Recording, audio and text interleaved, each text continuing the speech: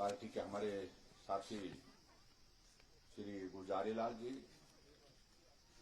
हमारे बीच में पूर्व में चेयरमैन रहे श्री खेम सिंह ठाकुर जी, खेम सिंह राणा जी, राणा और ठाकुर एक ही होते हैं पार्टी के हमारे साथी महामंत्री श्री भीष्म जी, जिला परिषद की सदस्य रजनी ठाकुर जी, यहाँ इस पंचायत के प्रधान श्री नेकराम जी, ब्लॉक समिति के सदस्य भुवनेश्वरी जी, हमारे बीच में पार्टी के हमारे साथी पूर्व में जिला परिषद के सदस्य रहे दीवान ठाकुर जी, किशोर जी, पार्टी के हमारे साथी श्री चमन जी, बूथ के अध्यक्ष सुंदरलाल जी और नेत्र सिंह जी, नागेंद्र पाल जी, चमन लाल जी, कांशीराम जी और हमारे पुराने साथी श्री टेक सिंह जी,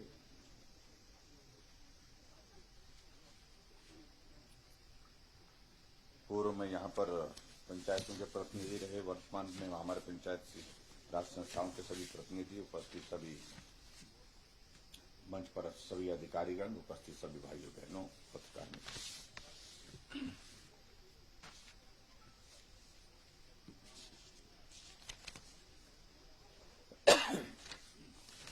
आज एक बार फिर से आपकी देवधार में आपके दर्शन करने का मौका मिला है।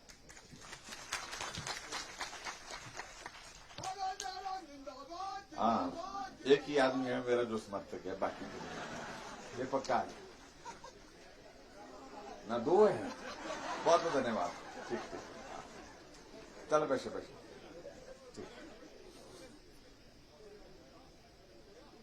ऐसा नहीं कह सकता कि एक ही है हमारा समर्थक, दो है। बहुत लंबे समय से ये आने जाने की बात चल रही थी और हमारा मिलना जुलना होता रहा, लेकिन आगे पीछे होता रहा और इस कारण से आपको लग रहा था कि ये कैसे एमएलए हमने बना करके भेजा जो 5 साल में आया ही नहीं। बात ठीक है आपकी, अपनी जगह आप लोग भी सही है और यहाँ आप तो बिल्कुल सही है। पहले ऐसा होता था कि हमारे पास इस तरह की जिम्मेवारी नहीं होती थी, तो उस जिम्मेवारी ना होने की वजह से समय होता था, कहीं आना जाना मिलना उठना जो है वो अपने मन के मुताबिक होता था। लेकिन आज की परिस्थिति ऐसी नहीं है। विधायक होने के साथ साथ में एक बड़ी जिम्मेवारी प्रदेश को चलाने की भी मेरे ऊपर है और इस कारण से जैसा हमारा पहला मिलना जुलना रहता था उसमें थोड़ी जो है उस तरह की कठिनाई आई है। लेकिन मुझे इस बात को लेकर के खुशी है कि हमारे सब साथी जो है वो सब्र रखते हैं, संयम रखते हैं, शालीनता रखते हैं, संस्कारित हैं। नहीं आया तो भी आप लोगों ने इस बात को समझा कि कोई तो मजबूरी रही होगी।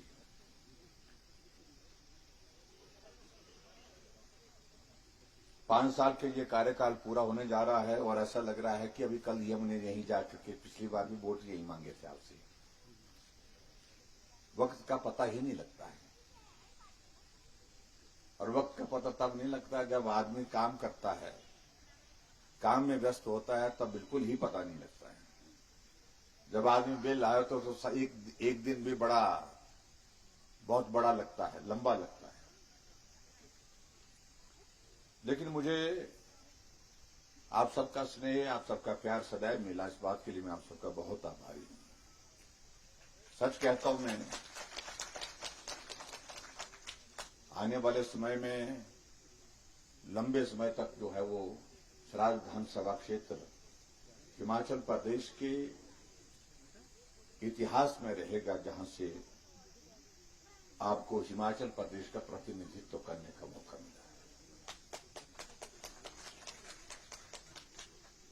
और ये अवसर सबको प्राप्त नहीं होता है। चुनाव लड़ने के लिए 68 विधानसभा क्षेत्र हैं, लेकिन किसी एक विधानसभा क्षेत्र को यह अवसर प्राप्त होता है। हमने और आपने भी पिछली बार जब वोट मांग रहे थे आजकल के दिनों में हम आप सबसे, तो उस वक्त हमने भी सोचा नहीं था कि ऐसा भी दौर आएगा, लेकिन दौर आया और मुझे केंद्र के नेतृत्व का भी बहुत बड़ा स्नेह मिला, सहयोग मिला, और आप सबका भी बहुत बड़ा सहयोग मिला।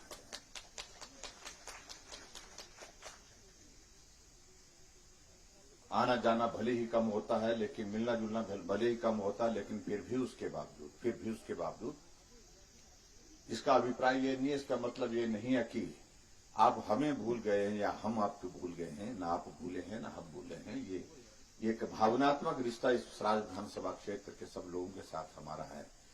और मैंने कहा कि हम जितने भी जन्म लेके, हम कई जन्म लेने के बावजूद इस सराज विधानसभा क्षेत्र के लोगों का कर्ज अदा नहीं कर सकते हैं, उनका टुकड़ा नहीं कर सकते। जिस विधानसभा क्षेत्र में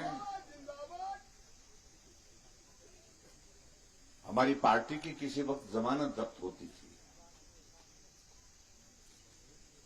पार्टी का टिकट किसी भी व्यक्ति को देने की बात हो जाती थी क्योंकि जीतना नहीं है ये मालूम होता था, उस विधानसभा क्षेत्र को लगातार आप लोगों ने 5 बार जीता है। ये ताकत आप सब लोगों में है। इस कारण से आप सब ने जो मेहनत की है, परिश्रम किया है, वो एक इतिहास का हिस्सा रहेगा। इस पंचायत में हम वर्षों से हमारा आना जाना है, मिलना जुलना है। कभी साथ बढ़ता रहा, कभी साथ थोड़ा कम भी होता रहा, लेकिन फिर भी उसके बावजूद साथ ही साथ चलते रहे। लेकिन अब की बार मुझे लगता है कि इस सारे इलाके के लिए, हमारे सराज विधानसभा क्षेत्र के लिए बात होनी चाहिए, जो आपकी इस देवधार पंचायत में, रोटी पंचायत के लिए भी होनी चाहिए, कि ये लड़ाई पार्टी की लड़ाई नहीं रह गई है। इस विधानसभा क्षेत्र में पार्टी की लड़ाई नहीं है। इस विधानसभा क्षेत्र में ये हमारे स्वाभिमान और सम्मान की लड़ाई है। पार्टी एक जगह है, लेकिन जो हमें जो हासिल हुआ है, जो स्थान और सम्मान हासिल हुआ है, हमने उसको बरकरार रखना है, उसको मजबूत करना है, उसके लिए काम करना है। इसलिए आएंगे हमारे साथी कई लोग ऐसे भी होंगे जो हमसे किसी बात पर नाराज होंगे, किसी तरह से किसी बात की कमी रह गई उस कारण से साथ चलने के लिए तैयार नहीं होंगे। लेकिन आप सब लोगों में मेरा इतना निवेदन है आप सबके समक्ष कि हम प्रयत्न करें कि कोई भी साथी ऐसा कोई अगर नाराज हुआ है, निराश हुआ है किसी वजह से, वो कहीं और न जाए, साथ चले। अगर अभी कसर रह गई है, अभी कोई काम छूट गया है, तो आने वाले समय में हमारे पास वो अवसर मौजूद है। अगर हिमाचल प्रदेश में भारतीय जनता पार्टी की सरकार जो बनने जा रही है, और बनने के साथ साथ में हिमाचल प्रदेश में आप सबके आशीर्वाद से मुख्यमंत्री फिर अगर हमको बनने का अवसर प्राप्त होता है, तो स्वाभाविक रूप से अगर आज काम नहीं होते तो कल भी आपका है। और यही सोच के साथ मैं देखता हूं कि पूर्व में देखिए एक ऐसा विधानसभा क्षेत्र भी रहा जहां मुख्यमंत्री 5 वर्ष में एक बार या 2 बार जाते थे, लेकिन चुनाव जीतते थे, बहुत बड़े अंतर से जीतते थे।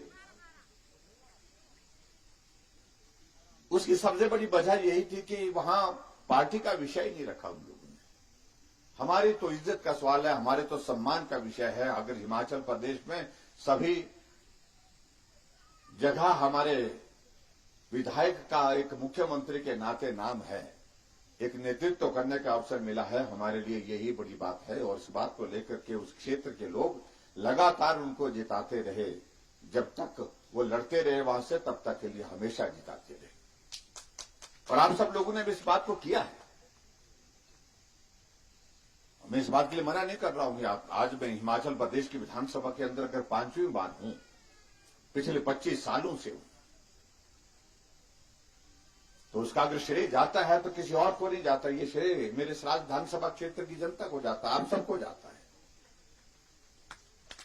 क्योंकि आज के इस युग में, इस दौर में मैं महसूस करता हूं कि चुनाव लड़ना और चुनाव लड़ करके जीतना, बार बार एक ही क्षेत्र से जीतना सरल नहीं रह गया, कठिन हो गया, बहुत कठिन है।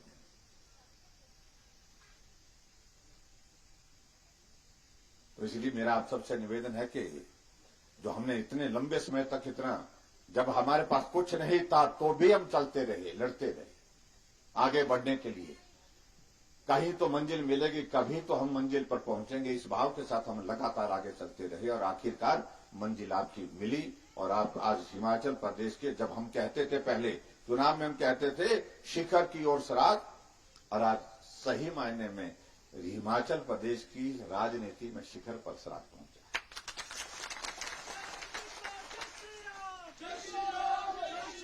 इसलिए मेरा आप सबसे यही निवेदन है, शिखर पर पहुंचना एक बात है, लेकिन शिखर पर बने रहना ये बहुत बड़ी चुनौती होती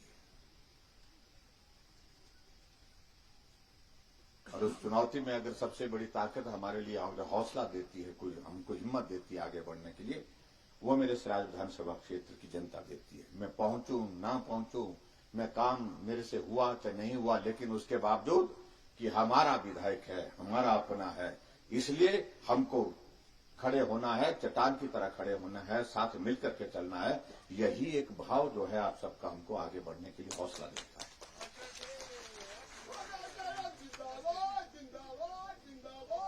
और आज के इस कार्यक्रम में यहां आने का जो संदर्भ बना, क्योंकि पिछले कल तक मेरा निर्धारित दिल्ली का जो कार्यक्रम था, मुझे आज सुबह दिल्ली निकलना था, लेकिन वो दिल्ली की बैठक जो है सुबह के बजाय वो शाम को आ गई। जब शाम को आई तो मैंने कहा कि दिन का कहां इस्तेमाल कर सकता हूं मैं। अगर दूसरे विधानसभा क्षेत्र में जाने की बात आती तो वहां दूसरे विधानसभा क्षेत्र में बोलते नहीं, हमको तो हफ्ता पहले चाहिए, तब तैयारी करनी पड़ती है, मुख्यमंत्री आ रहा है। मैंने कहा मेरा ये अपना इलाका है, अपना गांव है, मैं अपने गांव आप लोगों से मिलने के लिए चला जाता हूं, जहां तैयारी की जरूरत नहीं। जैसे मैं पहले जाता था वैसे ही आज आपके बीच में आ गए। रात को तय हुआ और सुबह हम आपके बीच में पहुंच गए। ये अपनापन है, ये अपना घर है। और दूसरी बात, मुझे ये भी पता लगा कि शिकायत भी लगाई कि आप लोग ने आए नहीं बोलते, शिकायत पहुंची मेरे पास। हाँ, आपने नहीं लगाई, किसी और ने लगाई। लेकिन अच्छी बात है, आप लोगों ने बात कही और स्वाभाविक रूप से आप अपनी जगह ठीक है, क्योंकि शिमला में आप लोगों में से कुछ साथियों के जिनका आना जाना होता है काम के, सबका आना तो संभव नहीं होता है। लेकिन जो कुछ लोग आते हैं वहां पर, आपको मालूम है शिमला में भुसड़ा होता है, सभी जगह से लोग आए होते हैं, सबके साथ मिलना और सबके साथ मिल करके बात करना समय नहीं मिल पाता। जैसे हम आपस में पहले मिला करते थे, आराम से बैठते थे, एक एक चीज को सुनते थे, उसके समाधान का रास्ता निकालते थे, तो सारी चीजें वो कठिन हो जाती है। इसलिए शिमला में अपने साथियों को, अपने कॉन्स्टिट्यूंसी के लोगों को, अपने क्षेत्र के लोगों को मैं बोलता हूं, भाई ज्यादा मत आओ। ज्यादा इसलिए नहीं आओ क्योंकि वहां पर धक्के खाने पड़े और मेरे कॉन्स्टिट्यूंसी का मेरा वोटर वहां पर भीड़ में वहां पर खो जाए तो वो मुझे भी अच्छा नहीं लगता है। मैं इस बात के लिए कहता हूं कि नहीं भाई, जहां मेरा मिलने का होगा तो मैं आ जाऊंगा, नीचे आ जाऊंगा, काम भेजा करो मेरे पास। और जो काम होने का होता वो मैं कभी नहीं करता कि वो आएंगे तो करूंगा। काम मुझे लगता है कि ये ठीक काम है तो उसको मैं कर देता हूं, जितना हो सकता है, जहां भी हो सकता है। बीच में ये कोरोना का दौर रहा है, जिस कारण से मुझे आप सबके बीच में आने का अवसर प्राप्त नहीं हो पाया। लेकिन मैं इतना जरूर कहना चाह रहा हूं कि आप सबके जो कामकाज के सिलसिले में जो बातें हम तक पहुंचनी चाहिए थी वो समय समय पहुंचती रही। उनके समाधान की दृष्टि से जो चीजें करने की थी उन चीजों को हमने करने का प्रयास भी किया है। और अभी जहां आज के इस कार्यक्रम में आपके बीच में आना हुआ है, उसमें ज्यादातर मैं आपको बताऊं कि यहां प्रधान जी ने कुछ बातों का जिक्र कर दिया, ये 2-4 चीजें करने की बातें कही हैं, लेकिन इससे ज्यादा मेरा मकसद मिलने का है। और कई बार मैं ऐसा भी सोचता हूं कि भाई कई बार तो मुझको बिना काम के भी बुलाए करो भाई,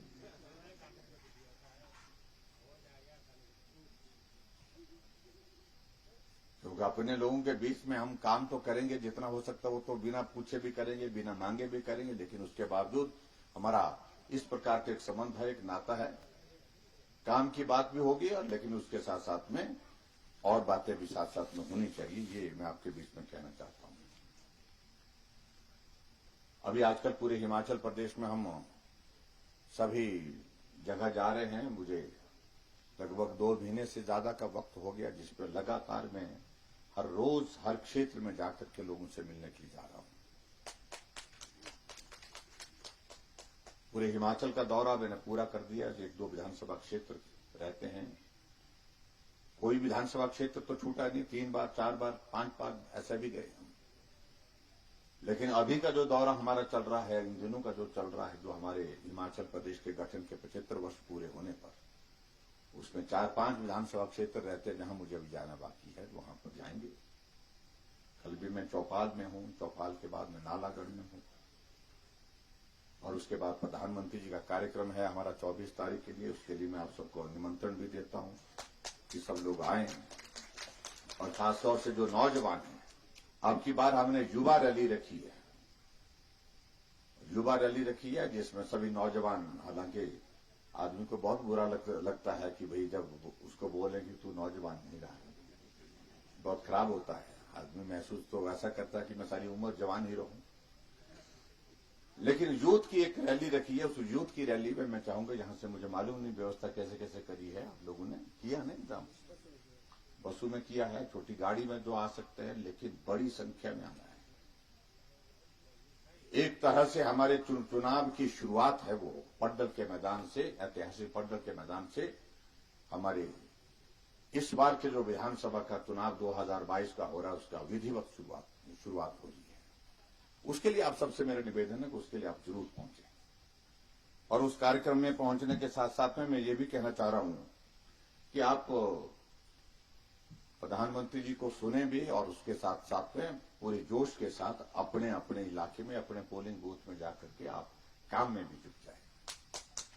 कोई साथी बाहर नहीं जाना चाहिए। है लोकतंत्र, मैं मानता हूं लोकतंत्र में हम किसी को बांध नहीं सकते। अपना मतदान करने का अधिकार सबका है, लेकिन हम कोशिश करें कि यहां इस मजोठी पंचायत में ऐसी परिस्थिति पैदा करें कि जो लोग साथ नहीं भी चलते हैं, अब के इस दौर में साथ चलें, क्योंकि ये दौर जिंदगी में कभी आज से पहले आया ही नहीं।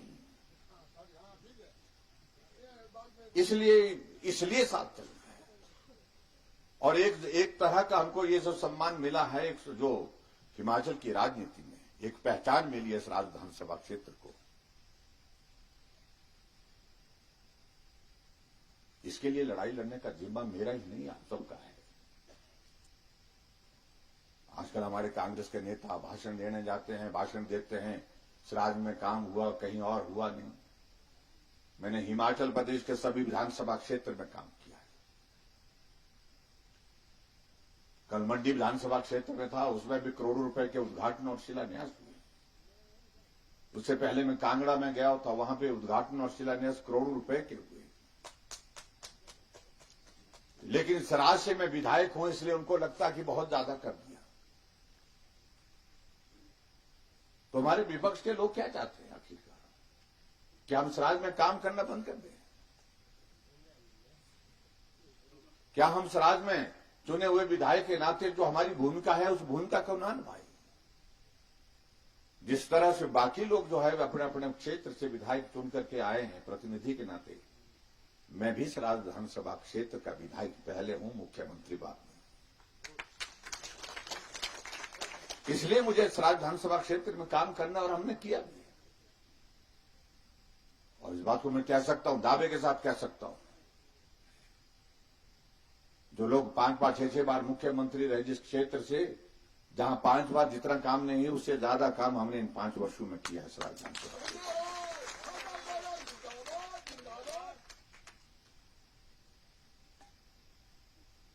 लेकिन ये भी साथ में बात सोचने की है कि काम वहां पर कम होने के बावजूद भी लोग साथ चलते रहे। क्यों चलते रहे? ये प्रश्न है। ये प्रश्न हम सब के लिए है। ये प्रश्न है क्योंकि उन्होंने कहा काम तो होते रहेंगे, लेकिन आज जो हमें सम्मान हासिल हुआ है, हमारी लड़ाई तो उसके लिए है। ये बार बार हासिल होना चाहिए, बार बार हमको मिलना चाहिए। और इसके लिए सारे लोग जो है वहां पर काम करते रहे। एक बात को लेकर के हमको जीतना है, जिताना है, बस इसी बात को लेकर। बाकी सारी बातों को लेकर के मुझे विस्तार से बात कहने की आवश्यकता नहीं भाई और बहनों। मैं जरूर कहना चाहूंगा, जो हमारी विपक्ष की पार्टी है उसका कुछ बचा नहीं है। एक तरफ से उनके नेता भारत जोड़ो अभियान पर चले हुए हैं, यात्रा पर चले हैं। कांग्रेस के विधायक कांग्रेस पार्टी छोड़ करके भाजपा में शामिल हुए। कल 8 विधायक, परसों 8 विधायक कांग्रेस पार्टी के छोड़ करके गोवा में भारतीय जनता पार्टी में शामिल हुए। पिछले कल पंजाब के मुख्यमंत्री, वो 2 बार मुख्यमंत्री रहे और सबसे वरिष्ठतम नेताओं में से एक होते थे अमरिंदर सिंह। वो कांग्रेस पार्टी तो पहले कुछ वक्त पहले छोड़ दी थी उनने, लेकिन कांग्रेस पार्टी छोड़ने के साथ साथ में जो नई पार्टी बनाई थी उसको विलय करके भारतीय जनता पार्टी में शामिल हो गया। अमरिंदर सिंह भी भाजपा के। इसका संदेश पूरा देश में क्या जा रहा है? गुलाम नबी आजाद ने 1970 में पार्टी शुरू की थी, पार्टी ज्वाइन की थी। उसके बाद उन्होंने कहा कि आज मैं आजाद हो गया, आज इस पार्टी में अब काम करने की स्थिति रही नहीं, क्योंकि वो देश के कांग्रेस पार्टी के अध्यक्ष को उनके पीए और प्राइवेट सेक्रेटरी चला रहे बोलते। ऐसा करके उन्होंने भाषण दिया, चिट्ठी लिखी उन्होंने। और यहां हिमाचल में देखिए आप, कांग्रेस पार्टी के वर्किंग प्रेसिडेंट, 4 वर्किंग प्रेसिडेंट, हमारे एक प्रेसिडेंट होता है। मैं भी पार्टी का प्रदेश का अध्यक्ष रहा हूं। प्रेसिडेंट के बाद वाइस प्रेसिडेंट होते हैं हमारे 4, फिर जनरल सेक्रेटरी होते हैं, लेकिन वर्किंग प्रेसिडेंट नहीं होते कभी भी। कांग्रेस की प्रेसिडेंट के साथ 4 वर्किंग प्रेसिडेंट बनाए गए। उनमें से एक ने कहा कि भाई यहां है नहीं कुछ भी, जब देश में कुछ बचा नहीं और बचने की संभावना नहीं, ऐसे में मैं कांग्रेस पार्टी छोड़ करके भारतीय जनता पार्टी में शामिल होता हूं। पवन काजल कांगड़ा के विधायक भारतीय जनता पार्टी में शामिल हुए, कांग्रेस के वर्किंग प्रेसिडेंट। नालागढ़ के लखविंदर राणा 2 बार के विधायक, अभी भी विधायक है, और प्रदेश कांग्रेस के उपाध्यक्ष थे। कांग्रेस पार्टी छोड़ करके भारतीय जनता पार्टी में शामिल हो गए। रामलाल ठाकुर जो पूर्व में हेल्थ मिनिस्टर रहे, वो कह रहे हैं कि अब घुटन महसूस हो रही है, हर आदमी मुख्यमंत्री बनना चाहता है, और ऐसे में ये अपमान बार बार नहीं सहन किया जा सकता है। मुझे टिकट देना है, चाहे 2 नहीं देना है तो मत दीजिए, लेकिन मैं पार्टी के कार्यकर्ता के नाते काम कर लूंगा, लेकिन इस तरह से अपमानित होकर के काम नहीं कर सकता। ऐसे एक नहीं, अनेक लोग हैं। लेकिन इन बातों को भी हम छोड़े। मैं इतना कहना चाह रहा हूं कि अभी हाल ही में पीछे 5 प्रदेशों के चुनाव हुए। एक प्रदेश में कांग्रेस पार्टी थी, 4 में भाजपा पहले से थी, चली गई। और जिस एक प्रदेश में जहां कांग्रेस पार्टी थी, वहां चुनाव में कांग्रेस पार्टी हारी, और जहां भाजपा 4 प्रदेशों में पहले थी, चाहे वो उत्तर प्रदेश है, चाहे उत्तराखंड है, चाहे हमारा मणिपुर है, चाहे गोवा है, सब जगह भाजपा की सरकार बनी।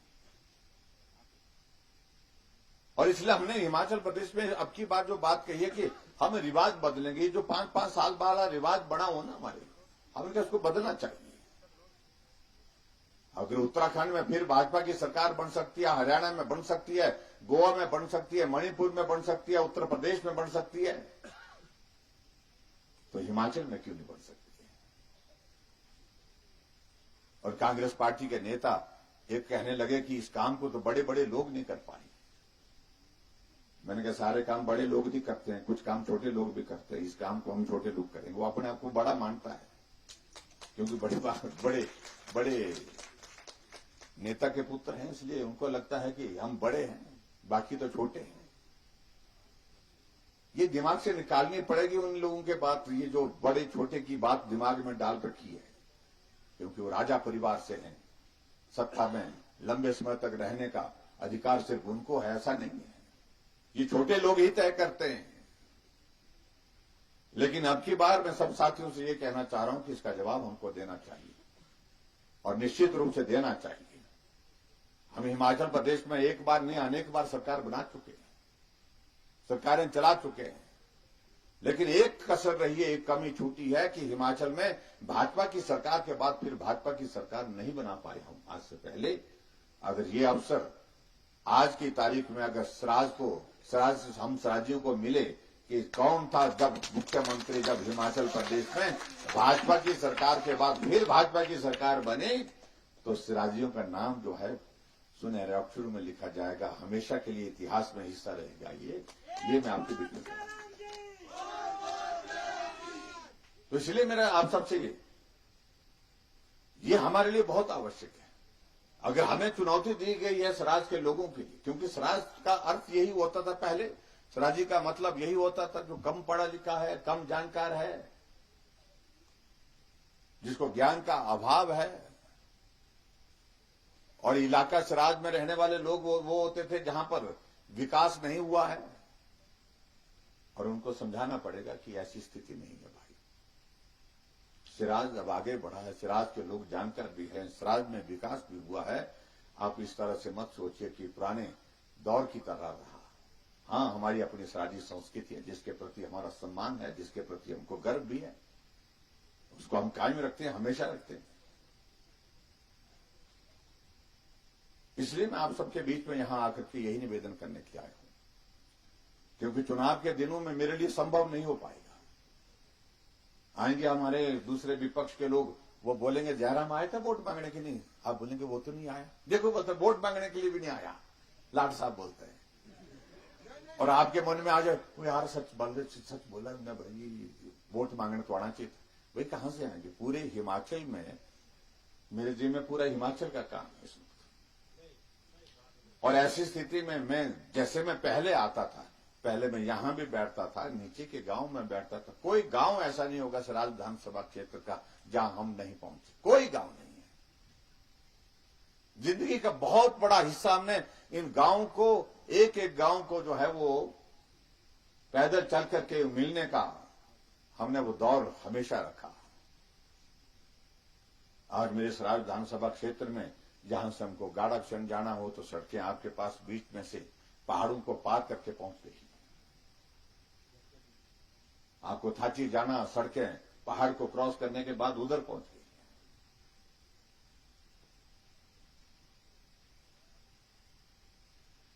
और इस बात को मैं जरूर कहना चाह रहा हूं कि विकास एक ऐसी चीज है जिसकी हमेशा मांग होती रहेगी। आज सड़क बनने की बात आएगी, फिर कल सड़क पक्का करने की बात आएगी, फिर उसके बाद कहेंगे पैरापेट लगना चाहिए, उसके बाद क्या कहेंगे कि नाली भी बननी चाहिए, फिर खड्डे पड़ गए तो उन खड्डे को भी बन। तो हमेशा ये काम तो चलता रहेगा, जिंदगी भर चलता रहेगा। लेकिन मेरा आप सबसे यही निवेदन है कि कामकाज की हमको एक दौर तक जितना हुआ वो हमारा हक था, हमारा, उसके लिए हमने मेहनत की, उसको हमने किया है। लेकिन अगर कमी रह गई है, जो हमारे मित्र आपके बीच में आएंगे और कहने की बात कहेंगे कि ये नहीं हुआ, वो नहीं हुआ, गिनेंगे, उसी को गिनेंगे। सड़क में अगर खड्डे पड़ गए, बरसात में तो हर बार सड़क टूटती है, गाली तो हमको ही मिलती है। इन सारी परिस्थितियों को आप लोगों ने किस प्रकार से जवाब देना है, ये आप लोग अच्छी तरह से समझते हैं। मैं सिर्फ इतना ही कहना चाह रहा हूं, आओ हम अपने स्वराज के स्वाभिमान के लिए मिलकर के काम करें और डट करके काम करें, ताकि यहां पर जो है किसी प्रकार की कमी न छूटे। ये दौर 5 वर्ष के लिए नहीं, लंबे समय के लिए होना चाहिए, ताकि स्वराज विधानसभा क्षेत्र में विकास की बात अगर हम कह रहे हैं उसको और भी ज्यादा बेहतर कर सके। पूरे हिमाचल प्रदेश में विकास के लिए एक अवसर हमको प्राप्त हुआ, मैं इस बात को दावे के साथ कह सकता हूं। हमने एक नहीं अनेक चीजों को किया है। जो बड़े लोग बहुत लंबे समय तक बातें कहते हैं, कोई हिम्मत नहीं जुटा पाया कि महिलाओं को आने जाने का किराया बस में आधा करना चाहिए, हमने हिम्मत जुटाई है। कोई हिम्मत नहीं जुटा पाया कि हिमाचल प्रदेश में 125 यूनिट तक बिजली जो है वो हमको जीरो बिल के साथ देनी चाहिए, क्योंकि हिमाचल प्रदेश के गरीब लोगों के लिए उसमें मदद होगी। अब बिजली का बिल जुलाई महीने से आपको आ रहा है, कितना आ रहा है? जीरो बिल आ रहा है। मैं दावे के साथ कहता हूं, यहां जितने भी बैठे हैं जिसको भी बिल आया होगा, लेकिन कितना आया? 0 बिल आया। पहले कितना आता था? 200 रुपए, 300 रुपए, 400 रुपए, 500 रुपए, 600 रुपए भी आता, 1000 रुपए भी आता था। और यहां तक ये स्थिति होती थी, लट्टू जले चाहे ना जले तो भी बिल तो आता था, 55 रुपए तो आता ही था। जब मैं बिजली बोर्ड के अधिकारियों के साथ बैठ करके जब हम बात कर रहे थे, हमने कहा बिजली का आप टैरिफ का हमको स्लैब बताइए, कैसे कैसे इसकी डिटेल्स इसकी बताइए। उन्होंने कहा कि बिजली का एक लट्टू भी अगर लगा है, मीटर लगा है और लट्टू जले चाहे ना जले, 55 रुपए हर महीने का किराया पड़ता है। मैंने कहा 55 रुपए किस बात का? जब बिजली जली नहीं, लट्टू जला नहीं, तो किस बात का? कि बोलता है 15 रुपए फिक्स चार्जेस है हमारे मीटर के, जो देने ही पड़ते हैं, और 40 रुपए जो है सर्विस चार्जेस फिक्स है, वो देने ही पड़ते हैं। 40 और 15, 55 रुपए देने ही पड़ेंगे। मैंने कहा, मैंने सोचा अपनी इसमें कि हमारे यहां तो जाकर के 2 गिरी में भी लट्टू लगे हैं, 2 गिरी में 6 महीने के लिए जाते हैं, 6 महीने के लिए तो रहते नहीं कोई भी, तो 6 महीने का बिल भी देना पड़ता है। वो देना पड़ता है क्योंकि लट्टू चाहे बंद पड़ा है, वहां पर मीटर बंद पड़ा है, लेकिन उसके बावजूद कनेक्शन आपका लगा है तो 55 रुपए लगेगा। फिर उसके बाद मैंने पूछा कि जो गरीब आदमी होते हैं, जिनके घर में 3 बल्ब 4 बल्ब तक जलते हैं, उनके घर में कितना किराया आता, कितना यूनिट बिजली खर्च करते हैं। तो सारी डिटेल्स सारी बात की, तो उसमें कहा कि भाई इसमें 50 और 60 यूनिट के बीच में बिजली खर्च करते हैं वो लोग। हमने कहा 50-60 यूनिट करते हैं तो उनको माफ करने का मैंने ऐलान उसी वक्त कर दिया कि भाई 60 यूनिट तक बिजली का कोई किराया नहीं लेंगे। लेकिन कुछ उसके बाद और लोग आए मेरे पास, उन्होंने कहा कि जो मध्यम वर्ग है, जो किराया देते हैं, ईमानदारी से किराया देते हैं, जिनके घर में 6 बल्ब 7 बल्ब तक ऐसे लगे होते हैं, और जिनका बिजली का मीटर जो घूमता है और 120 यूनिट तक, 100 से 120 यूनिट तक उनका खर्चा होता है, तो उनके लिए भी सोचना चाहिए। हमने सोचा उस सारी चीज को लेकर के, हालांकि उसमें हमको सरकार की ओर से वो खर्च बहुत ज्यादा है, 350 करोड़ रुपए का वो जा रहा था सरकार के ऊपर। फिर सोचने लगे हम कि भी किया जाए कि ना किया जाए। हमने कहा ये करना चाहिए, क्यों मध्यम वर्ग के लोग भी अमीर नहीं होते हैं, वो देते हैं अच्छी तरह से, 2 दून की रोटी खाते हैं वो लोग, लेकिन उसके बावजूद भी ऐसा नहीं है कि भाई उनके पास बहुत पैसा है। हमने उनके लिए भी किया और 125 यूनिट बिजली का हमने फ्री किया। जब अभी हमने इस बात को देखा, जब बिल आया जुलाई महीने का, तो हमने कहा कितने लोगों को 125 यूनिट से कम के लिए जो है वो 0 बिल आया। तो 0 बिल वाला नंबर हिमाचल प्रदेश में 14,65,000 था। 14,65,000 परिवार जो कंज्यूमर जो है, आप अंदाजा लगाइए, कुल 22.5 लाख कंज्यूमर है बिजली के हमारे हिमाचल में, और 22.5 लाख में से 14.5 लाख से ज्यादा, यानी कि 14,65,000 लोगों को 0 बिल आया है। नेता तो बड़े रहे आज से पहले, लेकिन कभी किसी ने इतनी जरूरत नहीं की, हिम्मत नहीं की, हमने की। हमने कहा ये करना चाहिए, गरीब लोगों को उसका मिला। पानी का नल का बिल आता था, हमने कहा पानी पिलाना तो पुण्य का कार्य है। अधिकारियों को पूछा कितना बिल आता, उन्होंने कहा जी पूरे प्रदेश भर के साल का बिल का पैसा जो आता है 31-32 करोड़ आता है। हमने कहा 31-32 करोड़ कुल आता है। फिर अधिकारियों ने एक खुलासा और किया कि बहुत सारे लोग देते नहीं है। हमने कहा जब सब नहीं देते हैं तो कुछ लोगों से लेते हैं, कुछ लोगों से नहीं लेते, ये ठीक बात नहीं है। लेने का या तय करो, या तो सबसे लेने का इंतजाम करो, या तो फिर सबसे माफ कर दीजिए, सबके लिए छोड़ दीजिए। 31 करोड़ रुपए पूरे प्रदेश के लिए कुछ मायने नहीं बहुत ज्यादा होता है। तो इसलिए हमने तय किया कि हिमाचल प्रदेश में गांव में रहने वाले जितने भी लोग हैं उनको पानी का बिल नहीं देना पड़ेगा, 0 बिल किया हमने। और पानी के नलके हमने घर घर में पहुंचाए। सरकारें पहले भी रही, लेकिन नहीं सोचा। एक मजदूर की दिहाड़ी हमने एक साथ अब की बार 50 रुपए बढ़ाई। कितनी बढ़ाते थे? 5 रुपए, 10 रुपए, 15 रुपए, 25 रुपए। 25 रुपए का हमने हिम्मत की थी, सबसे ज्यादा हमने बढ़ाई थी पिछली बार, लेकिन अब की बार हमने एक मजदूर के लिए दिहाड़ी 50 रुपए बढ़ाई। 50 रुपए का मतलब हुआ कि एक महीने के 1500 रुपए का लाभ हुआ है। आशा वर्कर की, आंगनबाड़ी वर्कर की कितनी बढ़ती थी? 200 रुपए, 300 रुपए, ज्यादा से ज्यादा, इससे ज्यादा कभी नहीं बढ़ी। और हमने सीधी बढ़ाई उनकी आंगनबाड़ी वर्कर और आशा वर्कर की, जाकर के 1700 और 1800 तक उनको इंक्रीज दी, इतना बढ़ाया हमने पैसा। एक सफाई कर्मचारी, वाटर कैरियर है, दूसरे सारे हमारे चौकीदार हैं, हमारे खिचड़ी बनाने वाले, जिनको 15 रुपए, 20 रुपए, 50 रुपए बढ़ाते थे, हमने 900 रुपए बढ़ाए उनके, एक महीने के 900 रुपए बढ़ाए। कोशिश की हमने गरीब लोगों के लिए ज्यादा से ज्यादा मदद हो, और ये और भी ज्यादा हम करने की मंशा रखते थे, लेकिन हमारे लिए परिस्थिति इस प्रकार की रही कि हिमाचल प्रदेश में नहीं, पूरे देश भर में, पूरी दुनिया भर में कोविड का दौर आया, जिसके कारण हमारी आर्थिक दृष्टि से जो है वो स्थिति खराब हुई। अगर ये स्थिति ठीक रहती तो ऐसी स्थिति नहीं होती। इसलिए बहुत सारी चीजों को लेकर के हमने प्रयत्न किए हैं, गरीब लोगों के लिए मदद के रास्ते निकाले हैं। और आज हिमाचल प्रदेश में मुझे इस बात की खुशी है कि हर जगह गरीब आदमी हमको साथ खड़ा हुआ दिखता है, चट्टान की तरह। वो हमेशा इस बात को कहते हैं कि आपने हमारे लिए किया है। पेंशन की बात करते हैं। कांग्रेस के जमाने में पेंशन एक बहुत इतना कठिन विषय होता था। लगनी बहुत कब लगती थी? जब 80 साल हो जाती थी, आय सीमा में अगर छूट देने की बात नहीं होती।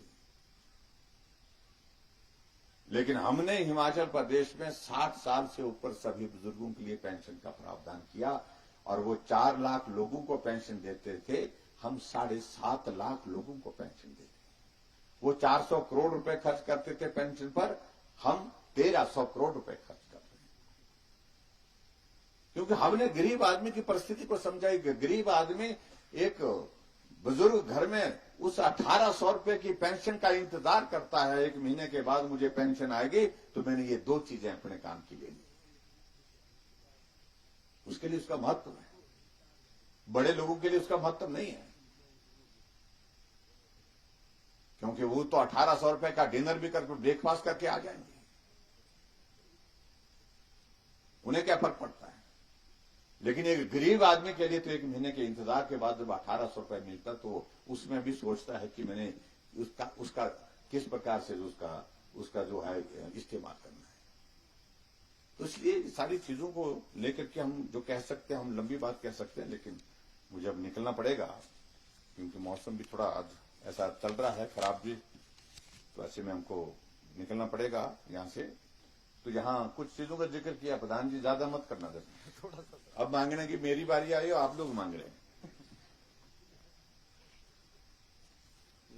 बैठे बैठे धनी बैठे हैं। हाँ, जमीन है सर।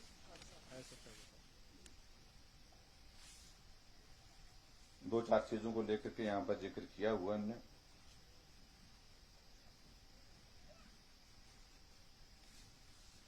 एक तो सड़कों के लिए जिक्र किया है, चाहे उनने सड़कों का जिक्र है ये ओड़ीधार से, ओड़ीधार ग्राउंड के लिए सर, ओड़ीधार ग्राउंड के लिए, ये इस ग्राउंड के लिए जी सर, जी यहाँ क्या करना आपने? तो बना हुआ ग्राउंड, डंगे लगाने को दोनों तरफ पूरी स्टेज भी बनाना, ग्राउंड भी बनाना, डंगे डालने।